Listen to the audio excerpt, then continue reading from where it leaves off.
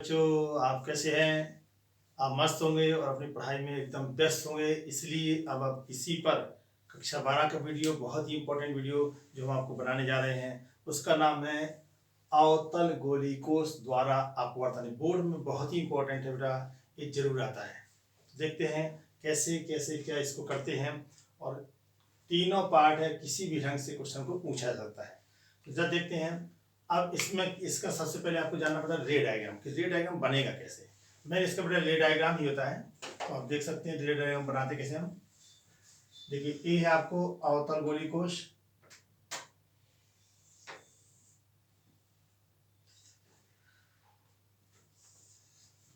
और ये है आपका मुकक्ष,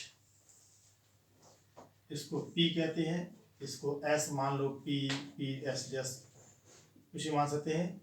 और ये आपका पॉइंट ऑब्जेक्ट, बिंदु वस्तु जिसको हम कहते हैं, ये आपको बिंदु वस्तु हमने कहीं रख दिया, ये आपका पॉइंट ऑब्जेक्ट ओ है, और यहाँ पर ये आपका सेंटर कर्वेचर है। ठीक है, यहाँ से प्रकाश किरणें चलेंगी, जो प्रकाश किरणें सीधी जाएंगी, यहाँ तक तो सीधी जाएंगी।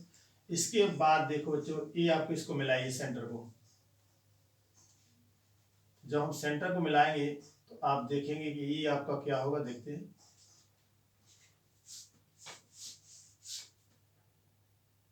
ठीक है, सेंटर में दिखाया।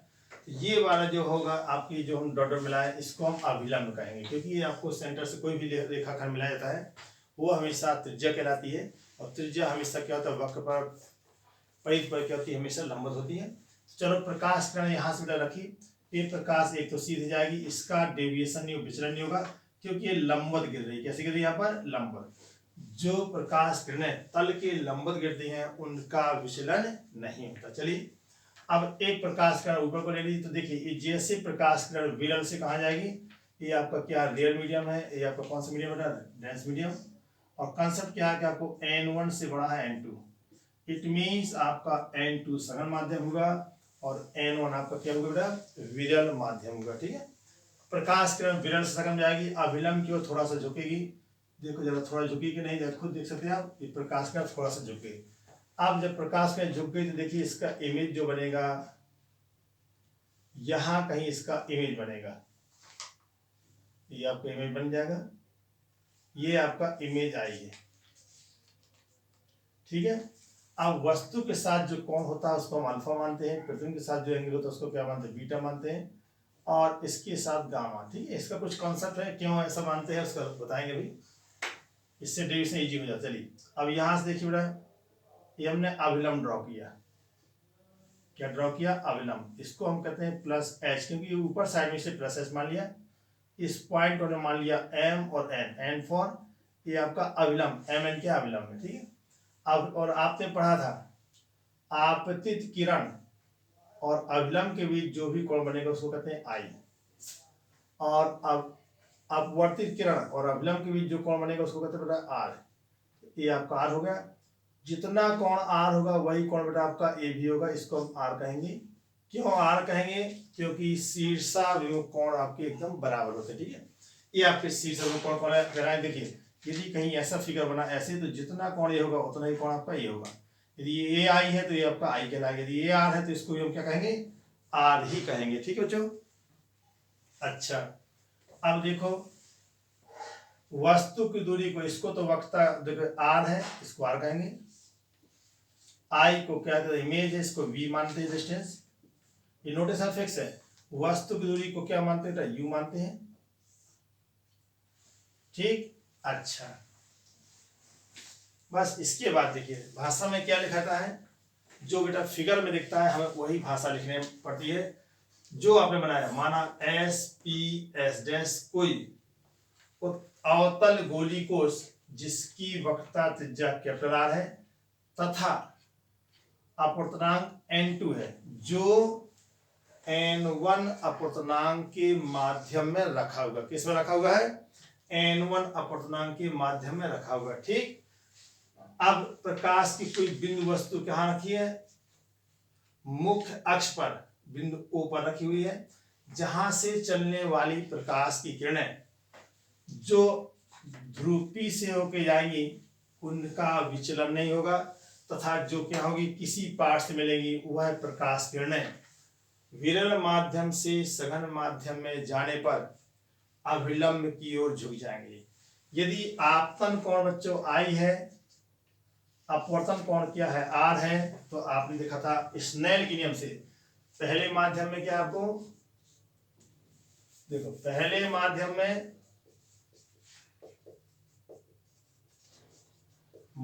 में आपतन कोण क्या बेटा आपतन कोण आई तथा अपवर्तन कोण कितना है अपवर्तन कोण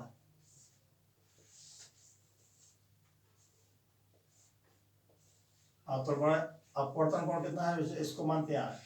तो स्नेल के नियम किसके नियम से स्नेल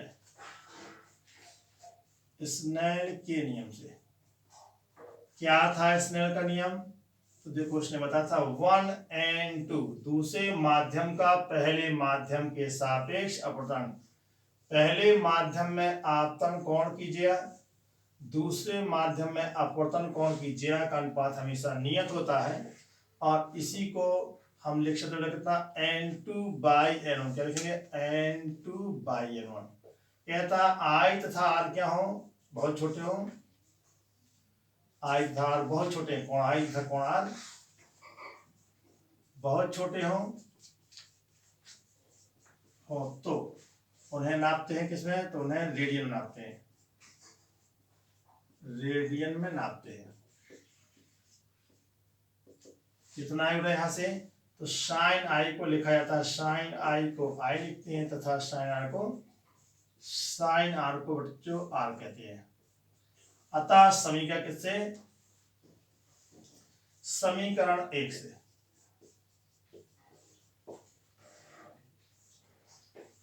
क्या कॉन्सेप्ट बनेगा आपको बनेगा I/R is equal to N2/N1 तीसरा गुणा करेंगे N1I is equal to N2R equation number हो गया आपका सेकेंड। ठीक है, इस प्रकार आपको एक समीकरण बन चुका। अब हमें क्या करना पड़ता है I और R को हटाना पड़ता है। I R हट जाएंगे तो आपका रिड्यूशन हो जाएगा। अब देखिए आपको एक फिगर आपके सामने दिख रहा है त्रिभुज OM और C या OCM या OMC त्रिभुज है। इस त्रिभुज में आपने देखा ए क्या है बेटा अंतःकोण है, ए भी आपका अंतःकोण है लेकिन बहिष्कोण क्या है गामा। तो क्या लिखेंगे आपने कॉन्सेप्ट पढ़ा है कि बहिष्कोण शेष दो अंतःकोणों के योग के बराबर होता है। तो देखिए जरा त्रिभुज OMC में ये आपका त्रिभुज है, बहिष्कोण क्या होगा तो आपको बहिष्कोण आपको लिखेंगे आप सुने लेकिन आप जानकारी रखिए कि बहिष्कोण शेष दो अंतःकोणों के योग के बराबर। तो बहिष्कोण कौन सा होता है आपको गामा बहिष्कोण है, अंतःकोण है I प्लस अल्फा। तो क्या होगा बहिष्कोण गामा इज इक्वल टू अंतःकोण है I प्लस अल्फा। हमें क्या इसका मान निकालना I का, I is equal to gamma minus alpha. इसको आप घेर लीजिए। पुनः त्रिभुज IMC देखिए IMC कहीं पर है IMC बहिष्कोण आपका ये होगा, अंतःकोण होगा beta plus R. Gamma is equal to कितना होगा बीटा प्लस कितना होगा आपको आर। हमें आर निकालना तो आर की वैल्यू कितनी होगी गामा माइनस बीटा, ये भी आपको निकल गया। अब इसके बाद हम क्या करेंगे, इसके बाद देखो बच्चों समीकरण 1 देखें 2 समीकरण 2 में I तथा R के I तथा R के मान रखने पर जब हम मान रख देंगे तो हमारा कितना आएगा बेटा यहां से gamma minus alpha is equal to gamma minus alpha into I N1 gamma minus alpha is equal to N2 आएगा हमारा और R के साथ होगा गामा माइनस बीटा। ये समीकरण हमारा होगा कौन सा होगा समीकरण नंबर 3 डालते इसको। अब हमें क्या है अल्फा बीटा गामा को हटाना पड़ता है। यहां से पहले आई आर हटाएं इसके बाद अल्फा बीटा गामा तो आपका डेरिवेशन कंप्लीट होगा। सुनिए चूंकि देखिए, चूंकि एस पी एस डैश गोली कोश, गोली कोश ये आपको कम वक्री है, कम वक्री है, ठीक है। तो आपका क्या होगा, एम पॉइंट क्या होगा, तथा अल्फा बीटा आपने क्या माना, तथा अल्फा बीटा बहुत छोटे हैं, अल्फा बीटा एवं गामा बहुत छोटे हैं, बहुत छोटे हैं। जब बहुत छोटे होंगे तो आपका एन पॉइंट क्या होगा, एन बिंदु कहां पे होगा, एन बिंदु पी पर होगा, पी पर होगा। जो एन पॉइंट है वही पी पर आ जाएगा। इसी दूरी के नापने में कोई आपका त्रुटि नहीं होगी। अब देखो क्या मानते हैं, ऐसे अल्फा बीटा छोटे तो अल्फा को लिखते हैं tan alpha is equal to लंब बटे आधार। अब बच्चे इसमें लंब क्या है आप देख सकते हैं, चिन्ह से मान लीजिए लंब है आपको एम एन को हम लिख सकते प्लस एच, आधार आपका अल्फा के लिए आधार बेटा क्या है, ओ से एन, हम उसको पी के बराबर मानेंगे तो हमारा कितना ए है आपका माइनस यू, बीटा कितना होगा, 10 बीटा लिखा जाएगा।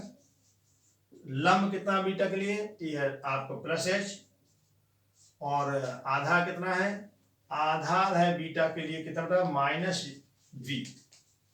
गामा इज इक्वल टू क्या लिखेंगे, 10 गामा और plus H by minus R. ये सब बेटा माइनस क्यों लिखे गए, क्योंकि सभी दूरियां हमने पीछे बताए थे आपको कि सभी दूरियां ध्रुव पी से नापी जाती हैं और आपतित किरण की दिशा में नापी गई सभी दूरियां धनात्मक होगी और विपरीत दिशा की सभी दूरियां क्या होती है, ऋणात्मक। तो R U V, U V R, ये सब की सब तीनों क्या होंगी, नेगेटिव। देखो ये भी नेगेटिव नेगेटिव नेगेटिव, ठीक है। अच्छा अब क्या करेंगे, समीकरण 3 में, समीकरण 3 में अल्फा बीटा तथा गामा के मान रखने पर, समीकरण 3 देखते हैं।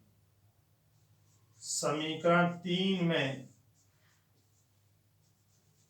अल्फा बीटा एवं गामा के चिन्ह से मान रखते हैं, चिन्ह सहित मान रखने पर। जब आपने मान रखेंगे तो अब इसके बाद हम इसको यहां बढ़ा दे रहे हैं, ठीक है। तो देखिए ए है आपका n1,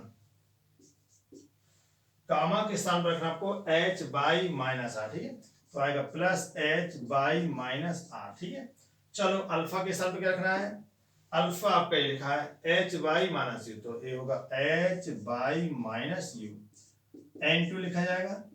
इसके बाद आपको क्या, गामा, गामा के स्थान पर क्या है h by minus R minus, इसके बीटा के स्थान पर देखो बच्चों h बाई माइनस बी, तो यहां लिखेंगे h बाई माइनस बी लिखा जाएगा। अब पहले इसको तोड़ लो हल्का, ये आएगा h by R minus minus होगा plus h by U is equal to n2, यहां से देखो माइनस आएगा h by R plus h by B. अब हम क्या करेंगे, h को कॉमन ले लेंगे, तो देखो h कॉमन लेंगे, यहां से निकालेंगे तो h निकल जाएगा बाहर, n1h, यहां से आएगा minus 1 by R plus 1 by U is equal to n2, यहां से h minus 1 by R plus 1 by B.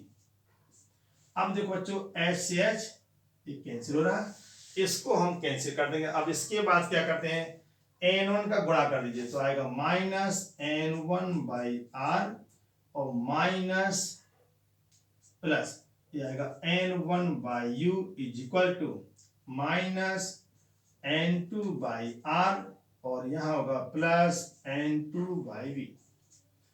अब देखो, अब यहां से हमें क्या है उद्देश्य हमारा n2 बाई बीटा, तो n2 बाई बी ऑलरेडी हमें दिख रहा है, इस वाले नंबर को वहां ले दिया, तो जब ए है पर उस साइड में जाएगा तो चिन्ह इसका बदल जाएगा, तो ये माइनस था प्लस था, वहां किसका हो जाएगा माइनस। तो अब आप देखिए हम फिगर आपको मिटा दे रहे हैं, ये चलिए हम मिटा दें, देखते हैं। अब हम ऊपर आ जाते हैं, तो जरा देखिए, तो यहां से बच्चों देखो हमें क्या लाना है, n2 बाई बी, तो N2 भी वही है कि इसको उधर दे दीजिए, तो आएगा N1/U। तो फॉर्मूला आपको कितना आ गया, N2/V minus N1/U is equal to, अब हमारा N2 को बेटा हम इधर ला रहे हैं तो N2 प्लस हो जाएगा, तो प्लस है N2/R माइनस N1/R। देखो इधर ये तो ऑलरेडी पहले से है, जब इसको यहां लाए तो प्लस हो जाएगा। अब यहाँ R क्या एलसीएम है, तो फॉर्मूला क्या आएगा, N2/V minus N1/U is equal to N2 minus N1/R। ये आपका निगमन हो चुका। अब बच्चों देखो, हमें आपको क्या करना है, जैसे सपोज इसको लाना है, तो यहां से पहला माध्यम हवा मान लीजिए, तो ऐसा भी आएगा। देखिए यदि प्रथम माध्यम हवा हो, प्रथम माध्यम क्या मान लें, हवा मान लिए, हवा हो तो N1 का मान होगा 1, ठीक है, तथा N2 चूंकि अब एक ही माध्यम है तो N2 को हम मान सकते हैं, तो कितना है बेटा N/V, इसका समीकरण नंबर 4। समीकरण 4 से,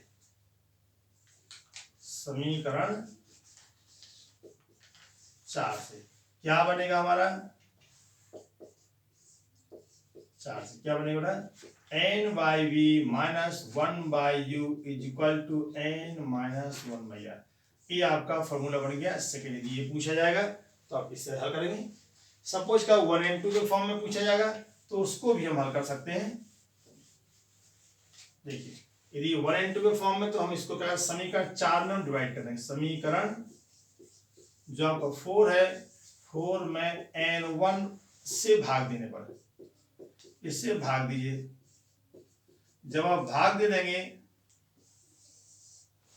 तो आप देखेंगे यहां से आएगा N2/N1/V minus 1/U is equal to N2/N1 minus 1/R। देखो ये भाग देना या कॉमन लेना एक ही चीज है, यहाँ कॉमन लेंगे तो यहाँ से N1 कट जाएगा, हमने भाग दे दिया सीधे, तो यहाँ से N2/N1 यहाँ ये डिवाइड हो जाएगा, 1 आ जाएगा, यहाँ आएगा N2/N1 और यहाँ 1 आएगा।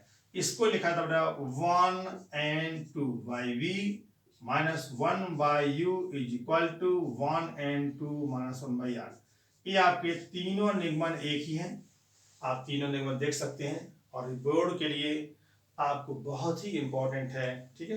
तो आप बच्चे लोग वीडियो को देखिए, सब्सक्राइब करिए और लाइक भी करिए, कमेंट्स भी दीजिए, क्योंकि वीडियो बनाने में वास्तव में मेहनत बहुत लगती है, इसलिए आपका फर्ज बनता है कि आप लाइक जरूर करें।